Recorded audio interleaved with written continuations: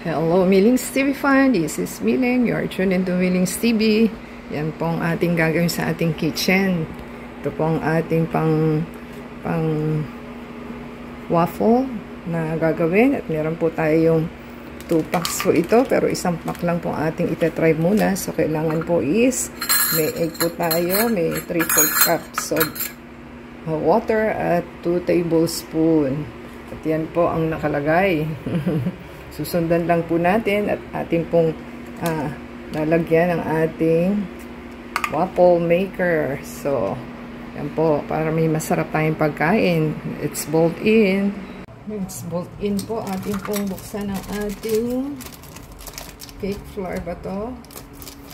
Hot cake mix po ito. So, lagay po natin dito.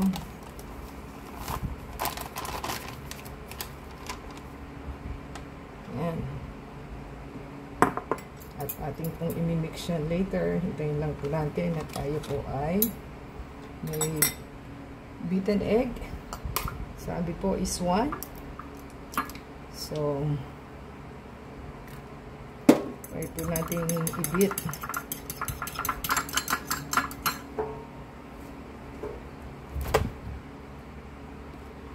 Try po natin lagyan ng salt.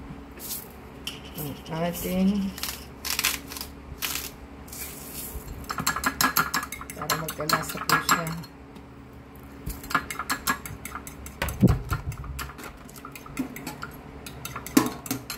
So, ating imimix po sa ating water na 3/4 po.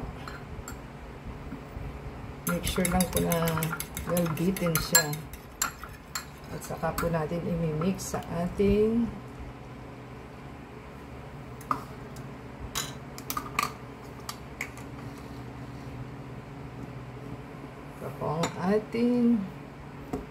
hot cake mix.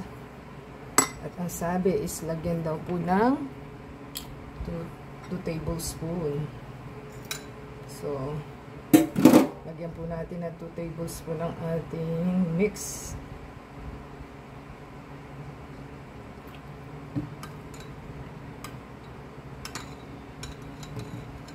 Ayan.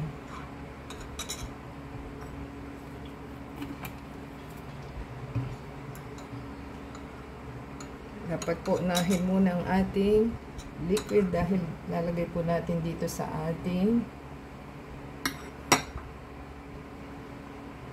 hot cake mix. At haluin lang po. Ayan. Ganyan lang naman po siya.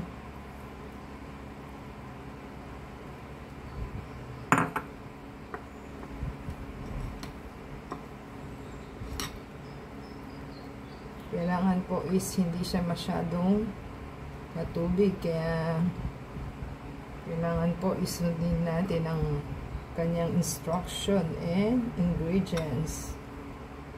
So, ganyan po. Hintayin lang po natin at ating pong imimix.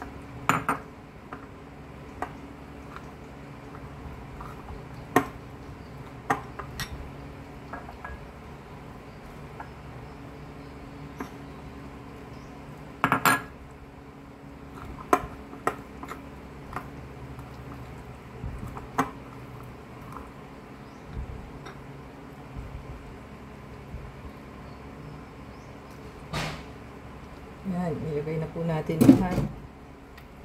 Kasi dinahan-dahan lang natin dahil maliit po yung ating bowl. Yan. Try lang po natin i-blend ng gusto. Dahil kailangan po medyo syrupy ang kanyang texture para well mix po yung ating gagawin.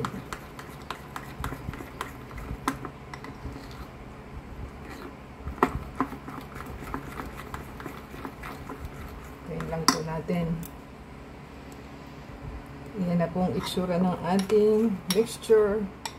So, ang gagawin naman po natin is gagamit po tayo ng ating brush at lalagyan po natin ng ating tawag lang ang ating pancake na skillet. So, yan pong ating skillet. Kailangan po islagyan siya ng oil bago nyo po i-set yung inyong inyong pancake.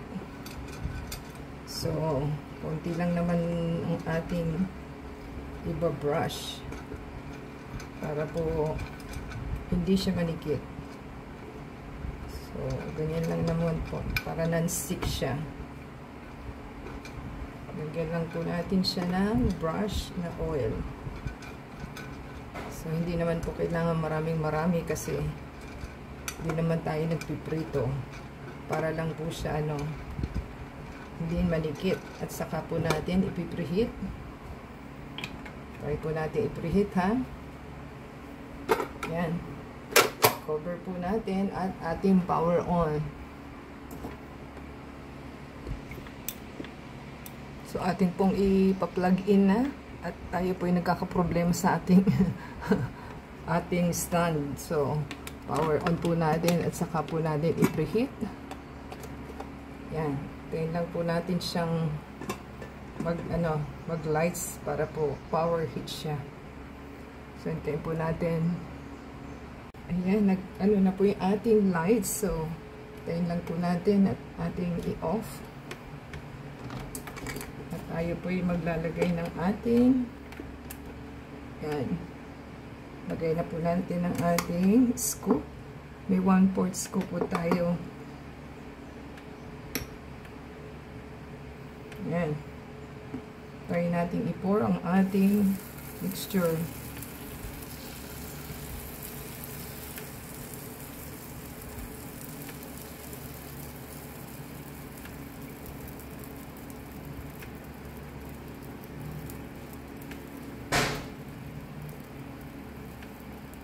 Huwag lang po ninyong pagkapuno-punuin kasi siya mag-over po siya, masyado pong puno. So kailangan is sakto lang. Ngayon kung ayaw po ninyo ng 2 tablespoon po ang inyong ilagay.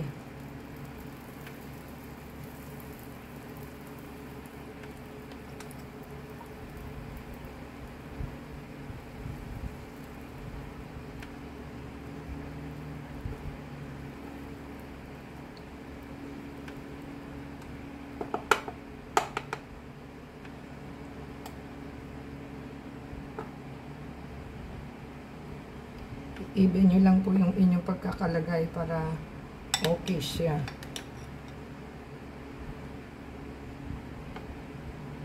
Yan.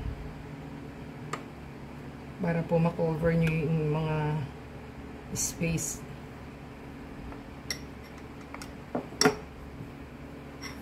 Pwede naman pong i-wipe it off. Yan. At tayo po is magpa-power plug in. Yan, hintayin po natin umilaw siya at maluto. So, hintayin po natin mag-fully yung green. O pwede na po siya, silipin nyo po. At saka po natin i-off. Kung pwede na siya.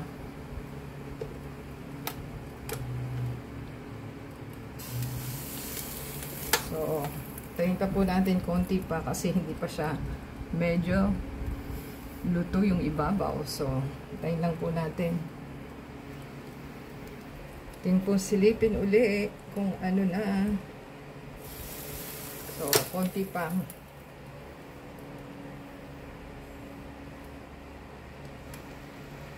So, ating i-check po kasi pagka masyadong matagal is tumitigas siya. So, pwede na po natin i-off. At yan na pong itsura ng ating waffle bread. So, pwede na po natin kunin. So, yan po ang ating first batch na trial. So, yan po yung first. Try po natin lagyan ng oil. So, Lagyan po natin ng oil ng kaunti.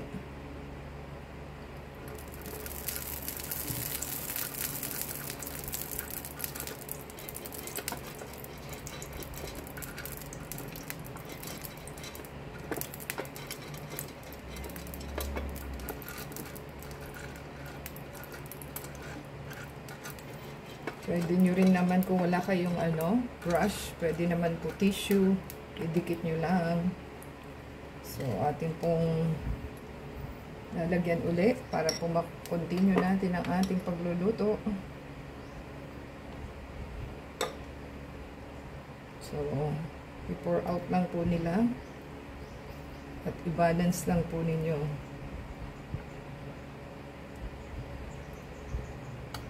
Yan.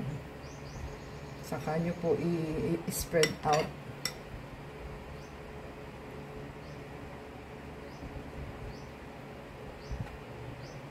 Huwag nyo pong masyadong pupunuin kasi masyado pong ma-messy po. Hindi nyo malilinis ang inyong waffle maker na machine.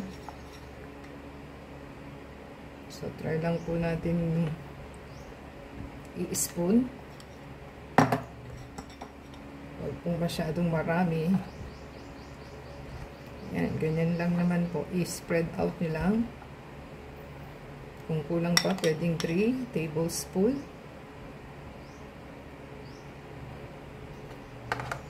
Basta't makover lang po yung kanyang machine na parts.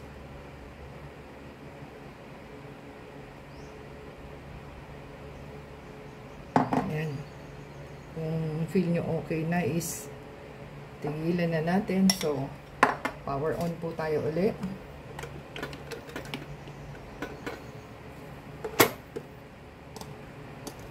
Yan. Pag nakita nyo pong nag-green na matagal, pwede na po siya. At yan na po yung itsura ng ating niluluto na first batch. So, hintayin lang po natin. Ayan, ating silipin po kung ano na nangyayari. Kasi pagka nag-green na po, itry nyo po 3 to 5 minutes. At silipin po nila. So, ganyan na po ang itsura niya. Pwede na po natin i-off. Wala po kasi siyang turn on and off. So, plug in and plug out lang naman po siya. So, ito na po yung second batch na ating niluto. Kasi pag po is magiging matigas na siya masyado. At sunog na. So, ganyan lang naman po kung saan kayo uubra. At saka po lagyan uli ng oil. I-brush lang po natin para po mag-scattered lang ang ating oil. Kita nyo may oil pa siya. Saka po natin lagyan uli. Tansya-tansya na lang po. Kasi kung hindi kayo okay yung inyong measuring cup, mga 2 to 3 tablespoon ang inyong ilagay.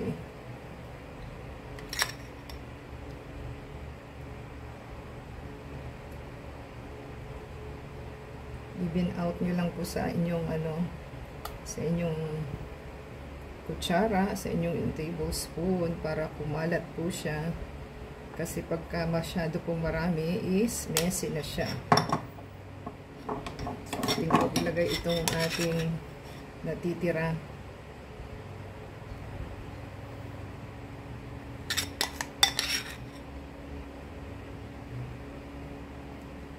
Yan, tingnan lang po natin.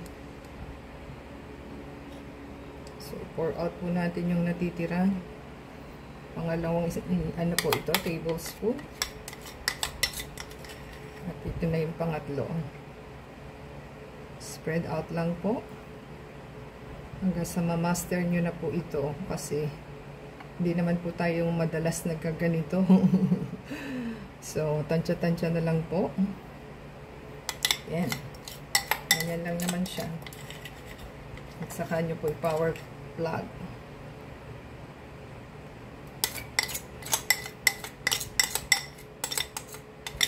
Busin lang po natin ang ating mixture. At yan, ikalat nyo lang po. At power plug in.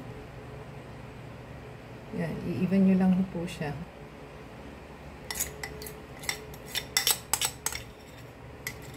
Hindi naman talaga natin mauubos lahat o masisimot ang ating mixture dahil malapot po siya. Takpan nyo lang po ng inyong yan, ganyan lang po. So, power plug in na po tayo.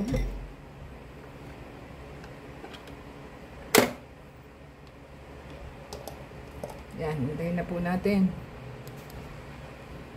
So, ito na po yung ating last na ating luluto. So, pwede na po yan. At ating i-off. At kunin po natin. So, tatatlo po ang ating set. So, yan. So, 6 pieces pong ating nagawa.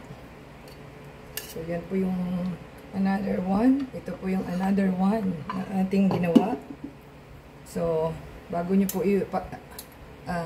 kailangan palamigin po ninyo, saka nyo po linisin para hindi po kayo dagain o ipisin at langgamin. So, mainit ha. Tabi lang po natin. At ating pong gagawin ang ating pancake dahil ano po siya, lalagyan natin siya ng syrup. Syrup po. So, yan.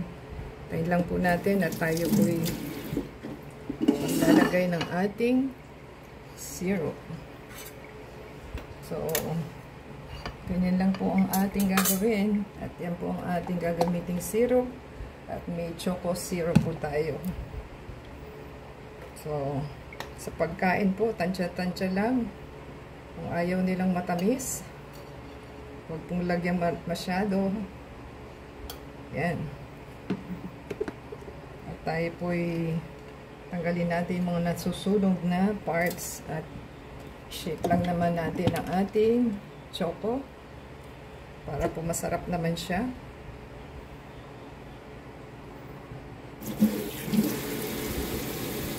Yan. Kung kakainin nyo, lagyan nyo na po. Yan. So, ganyan na po ang itsura ng ating waffle cake syrup. So, kung nagustuhan po nila, give us a thumbs up po. Comment down below sa ating ginawa. And don't forget to subscribe po sa ating channel. And that's sa Facebook, Twitter, TikTok, and Instagram. Huwag po nilang kalimutan na i-play ang ating ads sa ating video. Doon lang po tayo mamomonetize. At tayo po yung happy na at may makakain. So, yan na po ang ating pancake na waffle pancake. Until next time po, bless everyone.